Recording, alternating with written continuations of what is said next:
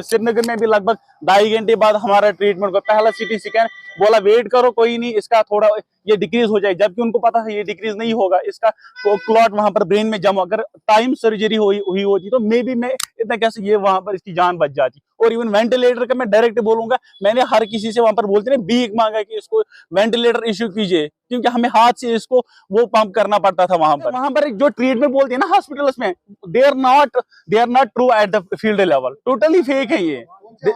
हम सोरा में थे, सिक्किम सोरा में थे, हमने भीख मांगी उनसे हमारे पास वेंटिलेटर दीजिए, क्योंकि ये गवर्नमेंट एम्प्लॉय, इसका इलेक्ट्रिक शॉक है और एज भी इसकी जिनवन है, तो आप इसको पहले एटलीस्ट किसी वहां पर जो हमारे पास, और दूसरी बात वहां पर और एक पेशेंट आ गया था, उसके बाद उसको वहां पर वेंटिलेटर इश्यू किया गया, क्योंकि उसको किसी टेक्नीशियन के साथ कोई वास्ता था।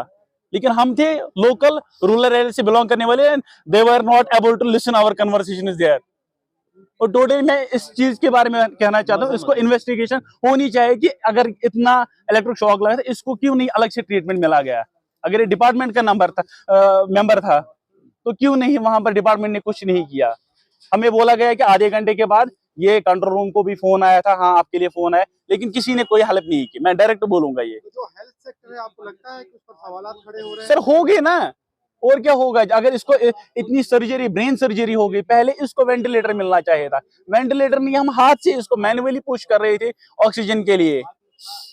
इवन जो ऑक्सीडोमीटर था वो हमें खुद लाना पड़ा बाहर से खरीद के, वहां पर वो अवेलेबल नहीं था। सर आपको क्या लगता है क्या कुछ करने की जरूरत है ताकि हेल्थ सेक्टर जो है उनको फाल बनाया जाए? सर इसमें तो पहले इनको प्रॉपर इन्वेस्टिगेशन करना चाहिए। अगर कोई डिपार्टमेंट का बंदा होगा, एटलीस्ट अगर वो हमारे कौम के लिए सर्व करता है, तो उनको पहले उसका फर्ज बनता है कि उसको पहले वहां पर बचाया जाए।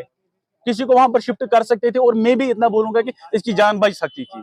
ये मैं पर्सनली, क्योंकि मैं इसको पहले से बिगनिंग से वहां पर था, मैं सोया नहीं हूँ 3 दिन से। सुबह मेरे हाथों में इसको जान निकल गया, ऐसे में पंप करता रहा, और ईसीजी वाला ईसीजी बोला ईसीजी करेंगे, ईसीजी वाला आ गया 1 घंटे के बाद, 1 घंटे के बाद आ गया।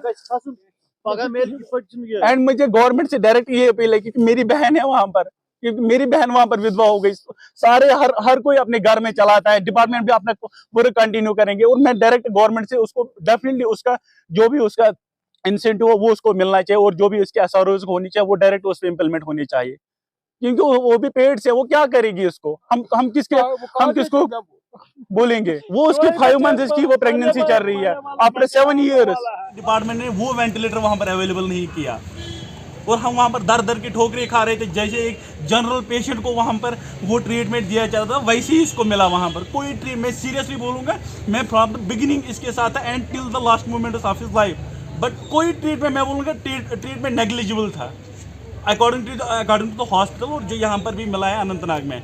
देखो ये एक और अलमिया है, मतलब एक मुलाजिम जान दे रहा है और गवर्नमेंट की तरफ से, पावर मैनेजमेंट की तरफ से कोई खातिर खा हेल्थ फैसिलिटीज अवेलेबल नहीं है।